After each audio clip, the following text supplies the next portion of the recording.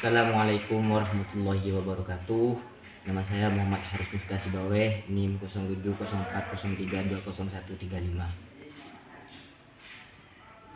Pengertian akal dan wahyu. Kata akal berasal dari bahasa Arab yaitu al-aqlu, dan al-aqlu ini merupakan kata isim atau bahasa Indonesianya itu kata benda.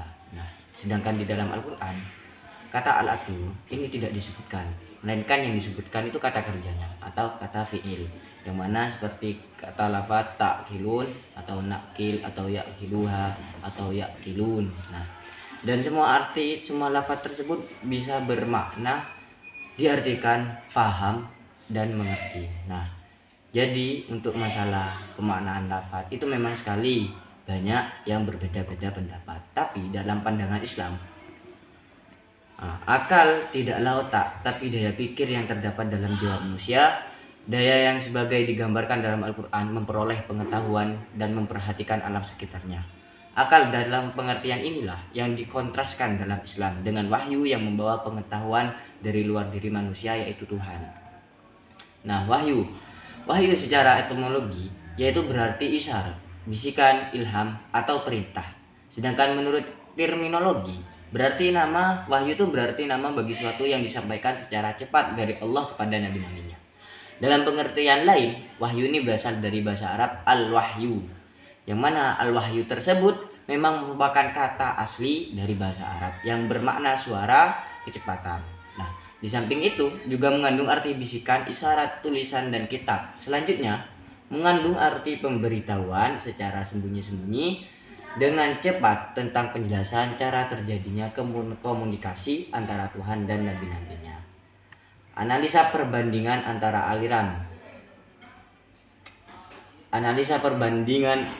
aliran tentang akal dan wahyu. Yang pertama, aliran Mu'tazilah.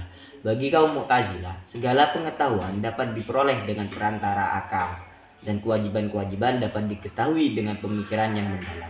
Dengan demikian, berterima kasih kepada Tuhan sebelumnya turunnya wahyu adalah wajib. Itu menurut pandangan Mu'tazilah. Baik dan jahat dapat diketahui oleh akal. Demikian pula kewajiban mengerjakan yang baik dan menjauhi yang jahat dapat diketahui oleh akal. Dalam kaitan ini, Abu Al-Huzail mengatakan bahwa sebelum datangnya wahyu, seorang mukallaf wajib mengetahui adanya Tuhan tanpa keraguan sedikit pun. Jika tidak berterima kasih kepada Tuhan, maka akan mendapatkan hukuman. Ia juga wajib mengetahui perbuatan yang baik dan buruk, dan oleh karenanya ia berkewajiban mengerjakan yang baik seperti jujur dan adil, serta menjauhi perbuatan yang buruk seperti berdusta dan zalim. Yang kedua, aliran Asy'ariyah. Asy'ariyah berpendapat bahwa akal hanya mampu mengetahui Tuhan, sedangkan tiga hal lainnya, yakni kewajiban berterima kasih kepada Tuhan, baik dan buruknya, serta kewajiban melaksanakan yang baik dan menghindari yang jahat diketahui manusia, itu berdasarkan wahyu. Bagi Al-Asy'ari, manusia tidak dapat mengetahui mana yang baik dan mana yang buruk. Manusia tidak dapat mengetahui apa saja yang menjadi kewajiban-kewajibannya. Semua kewajiban hanya dapat diketahui melalui wahyu. Akal tidak dapat membuat sesuatu menjadi wajib dan tidak bisa menetapkan bahwa sesuatu itu baik atau buruk. Juga tidak dapat menetapkan bahwa mengerjakan yang baik dan menjauhi yang buruk adalah wajib bagi manusia. Demikian juga dengan kewajiban mengetahui Tuhan, hanya dapat diketahui oleh lewat wahyu. Nah, yang ketiga ini aliran Maturidiyah, Samarkand, dan Bukhara. Yang pertama, menurut Maturidi As-Samarkand, akal dapat mengetahui adanya Tuhan, kewajiban mengetahui Tuhan, mengetahui baik dan jahat. Adapun kewajiban untuk mengerjakan yang baik dan meninggalkan yang jahat, akal tidak mampu mengetahuinya. Hal ini hanya dapat diketahui oleh wahyu. Nah, menurut Maturidiyah Bukhara, akal manusia hanya mampu untuk mengetahui Tuhan dan mengetahui baik dan jahat. Adapun kewajiban mengetahui Tuhan dan kewajiban melakukan yang baik dan meninggalkan yang jahat, akal manusia ini tidak mampu mengetahuinya, dan hal ini hanya dapat diketahui dengan wahyu. Nah, fungsi akal dan wahyu di sini ini mengenai fungsi yang dikatakan bahwa wahyu mempunyai kedudukan terpenting dalam Asy'ariyah dan fungsi terkecil dalam faham Mu'tazilah. Bertambah besar fungsi diberikan pada wahyu dalam suatu aliran, bertambah kecil daya akal dalam aliran itu. Sebaliknya, bertambah sedikit fungsi wahyu dalam suatu aliran, bertambah besar daya akal pada aliran itu. Akal dalam usaha memperoleh pengetahuan bertindak atas usaha dan daya sendiri, dan dengan demikian menggambarkan kemerdekaan dan kekuasaan manusia. Wahyu sebaliknya. Nah, menggambarkan kelemahan manusia karena wahyu diturunkan Tuhan untuk menolong manusia memperoleh pengetahuan-pengetahuannya. Kemudian selanjutnya adalah perbandingan antara aliran tentang pelaku dosa besar. Jadi ada beberapa aliran yang mereka itu memiliki pendapat yang berbeda, memiliki pandangan yang lain antara satu dengan yang lainnya tentang pelaku dosa besar. Di antaranya yang pertama adalah aliran Khawarij. Khawarij ini merupakan aliran dalam Islam yang pertama kali muncul. Mereka selalu menyatakan la hukma illallah, tidak ada hukum yang benar kecuali Allah. Aliran ini muncul akibat tidak setuju dengan tahkim yang diadakan pada perang Siffin antara Ali bin Abi Thalib dengan Muawiyah bin Abi Sufyan. Mereka selalu memfatwakan bahwa tidak ada yang namanya dosa kecil dan dosa besar. Itu nggak ada. Jadi orang yang melakukan dosa, ya melakukan dosa aja gitu. Nggak ada yang namanya melakukan dosa kecil, nggak ada yang namanya melakukan dosa besar. Aliran Khawarij ini menurut Al-Baghdadi terpecah menjadi 20 sekte. Nah, dari 20 sekte itu masing-masing memiliki pendapat yang berbeda, memiliki pandangan yang lain antara satu dengan yang lainnya tentang pelaku dosa besar. Di antaranya adalah Al-Muhakimah. Fatwanya tentang orang yang melakukan dosa besar adalah kafir, telah keluar dari Islam dan kekal di dalam neraka selama-lamanya. Jadi orang-orang yang menyetujui tahkim ini ketika dia berzina, membunuh tanpa sebab dan lain-lain adalah orang yang berbuat salah dan menjadi kafir keluar dari Islam. Itu menurut sekte Al-Muhakimah. Kemudian yang kedua ada Al-Najdad. Pendapatnya tentang orang yang melakukan dosa besar adalah kafir dan kekal di dalam neraka, tapi khusus orang Islam yang tidak sepaham dengan golongannya saja. Tapi orang yang sepaham dengan golongannya, artinya pengikutnya, jika melakukan dosa besar, betul dia akan mendapatkan siksaan, tapi bukan dalam neraka. Di mana? Ya nggak tahu. Ini menurut sekte Al-Najdad, nggak tahu di mana tempatnya itu disiksa. Dan kemudian katanya nanti itu baru dimasukkan ke dalam surga, seperti itu. Kemudian ada Al-Sufriyah. Pemimpin golongan ini adalah Ziyad ibnu As-Safar. Mereka berpendapat bahwa orang yang melakukan dosa besar adalah musyrik. Ada di antara mereka yang membagi dosa besar ini ke dalam dua golongan. Yang pertama, dosa yang sanksinya itu di dunia, seperti membunuh, berzina. Itu kan dipotong tangannya, kemudian dirajam, dilempar kepalanya sampai hancur dengan batu. Kemudian pembagian yang kedua itu dosa yang tidak ada sanksinya di dunia, seperti meninggalkan sholat atau tidak puasa wajib, itu kan sanksinya di akhirat ya. Nah seperti itu. Kemudian sekte Al-Ibadah, pemimpinnya adalah Abdullah ibnu Ibad, merupakan golongan paling moderat di antara golongan Khawarij yang lain. Jadi pemahaman mereka tentang dosa besar untuk orang-orang yang melakukannya muwahhid, tetapi bukan mukmin. Dan kalaupun kafir hanya merupakan kafir al-nikmah, bukan kafir al-millah. Dengan kata lain, mengerjakan dosa besar yang tidak membuat seseorang keluar dari agama Islam. Itu menurut sekte Al-Ibadah. Selesai Khawarij. Hanya itu saja sekte-sekte yang disebutkan pendapatnya. Yang lain mungkin masih banyak. Kemudian golongan yang kedua adalah Murji'ah. Kaum Murji'ah ini adalah kaum yang radikal ya. Sampai ada yang beriktikad bahwa asal kita sudah mengakui dalam hati tentang wujudnya Allah dan sudah percaya dalam hati kepada Rasulullah, maka kita sudah menjadi mukmin. Walaupun melahirkan kata-kata yang mengkafirkan, menghina Nabi, menghina Al-Quran, mencaci maki Rasulullah, maka itu nggak apa-apa, kata Murji'ah ini. Persoalan dosa besar yang ditimbulkan kaum Khawarij mau tidak mau menjadi bahan perhatian pula bagi mereka. Kalau Khawarij menjatuhkan hukum kafir kepada orang yang melakukan dosa besar, maka Murji'ah menjatuhkan hukum mukmin. Kemudian golongan yang ketiga adalah Mu'tazilah. Mu'tazilah ini mereka memfatwakan orang yang melakukan dosa besar tidak akan diampuni dosanya sebelum ia bertaubat, dan akan terus-menerus di dalam neraka, tidak akan keluar-keluar kalau dia nggak bertaubat. Tapi kalau taubat ya keluar juga gitu.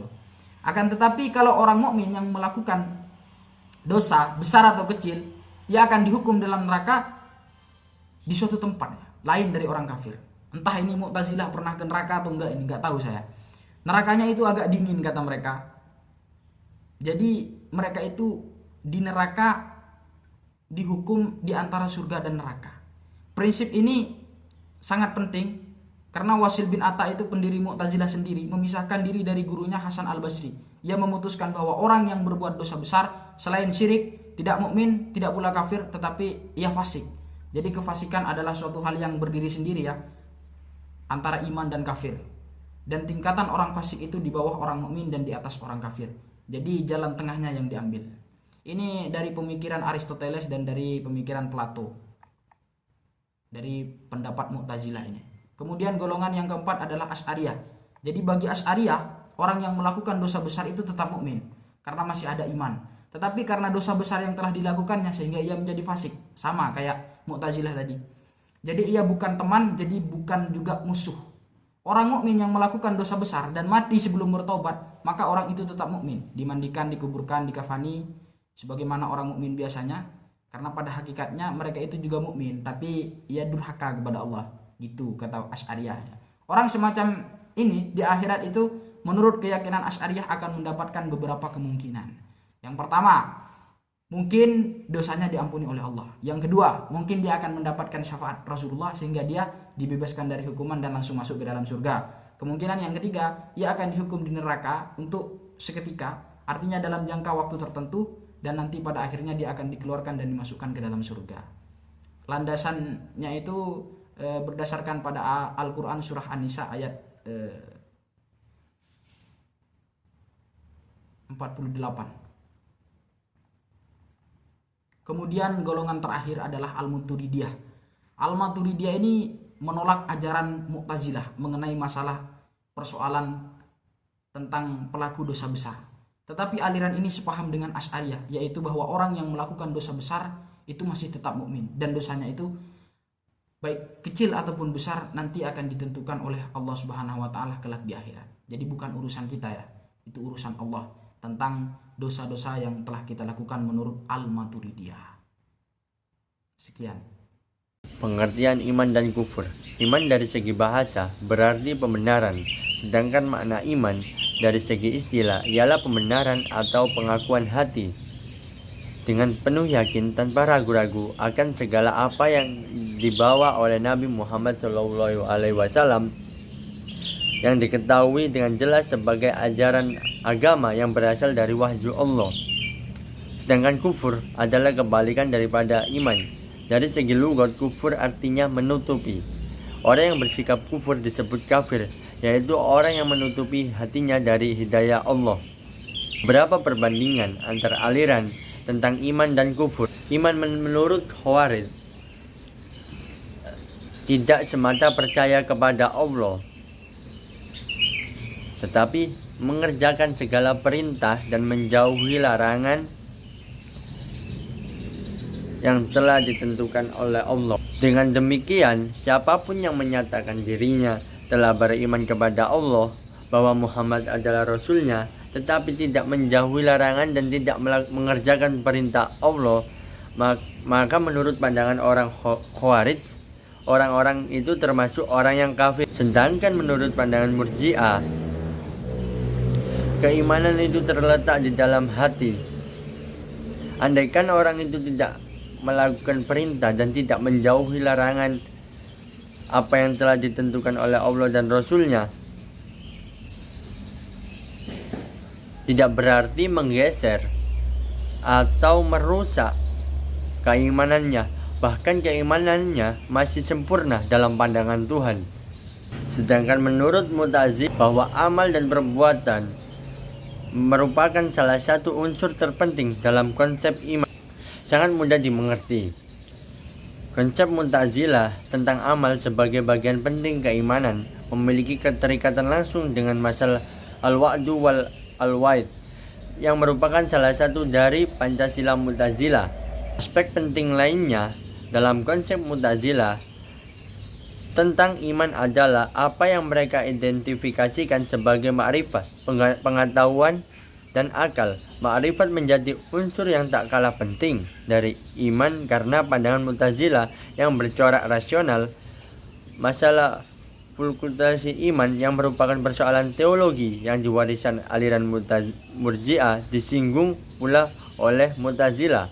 Aliran ini berpendapat bahwa manakala seorang meningkatkan dan melaksanakan amal kebaikannya, imannya semakin bertambah. Setiap kali ia berbuat maksiat, imannya semakin berkurang. Kenyataan ini dapat dipahami mengingat Mu'tazilah sebagai halnya Qawarid memasukkan unsur amal sebagai unsur penting dari iman.